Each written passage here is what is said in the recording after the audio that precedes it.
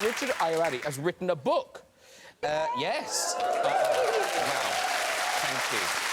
Loving the books. Wow. And if you all look under your seat, there's nothing there. Now, it's called Ayoade on Top. And yes. Before we talk about it, I'm going to say, because it's true, it is a really funny book. I say that because it may not be initially apparent when you start talking about what it's about. Yes. Thank you for preempting my poor salesmanship.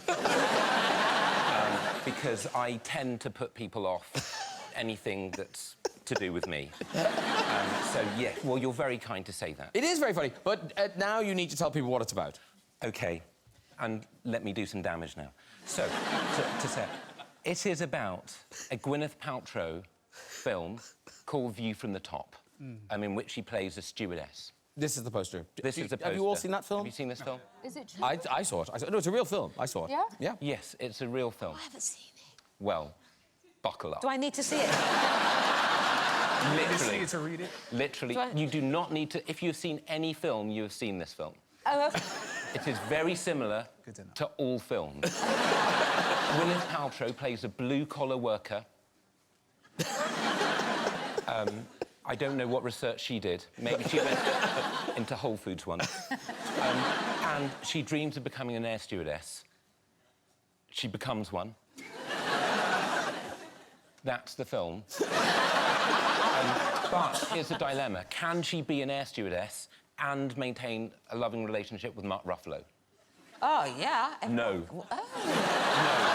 The demands of being an air stewardess are too onerous. Mark Ruffalo? She's got to hand out salty nuts. There are little blowy things she's got to demonstrate.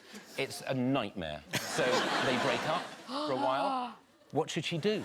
You're literally the opposite of on the edge of your seat. I'm sorry. You're so far. You're like this.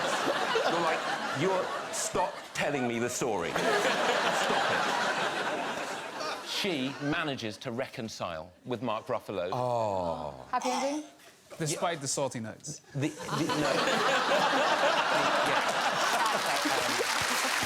salty nuts are an attraction. And then at the end, it is a huge gun battle. What? No, it's not. She is, bends down and kisses him. But this is essentially a sort of academic reading of it, as if it's a classic. Yes, I saw this film with my wife. That's not a joke. Someone chose to marry me. That is possible, that someone would choose that. I saw this film with my wife, and I was so haunted by this film that it's taken me 3 years to exercise it from my system. And I've gone through the book in forensic detail, explaining why it's so important, and I've interwoven it with things from my life. It really is so important to give this film the respect it deserves. Because people haven't seen it, people aren't discussing it. Can you believe this is the first book about this film? The first one. It's an atrocity. People aren't taking it seriously, Graham. It's a whole book. And we need to have a conversation about this film. But also, as you say, you do weave in other things. There's a beautiful evocation of your childhood Christmases in Ipswich. Yes, and they celebrate Christmas in Ipswich to this day. They still do. My mother liked the house very clean for Christmas. We would have to clean everything before presents were given out, which was on Christmas Eve. My mother was Norwegian. But it really was a ruse just to really amp up the housework. And she baked a lot of biscuits, Christmas biscuits, which I found out aren't a thing. No, she just When you say biscuits, do you mean biscuits or, I or needed do you mean energy. cookies? Cookies. No. Cookies. Cookies. Okay. You're on my turf now, Chadwick. I'm just...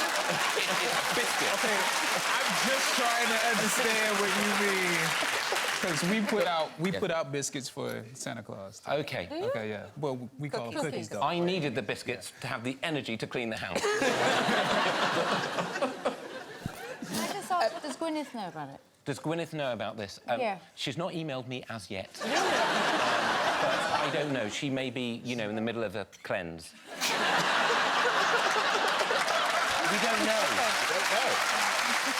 She's snorted. Very good.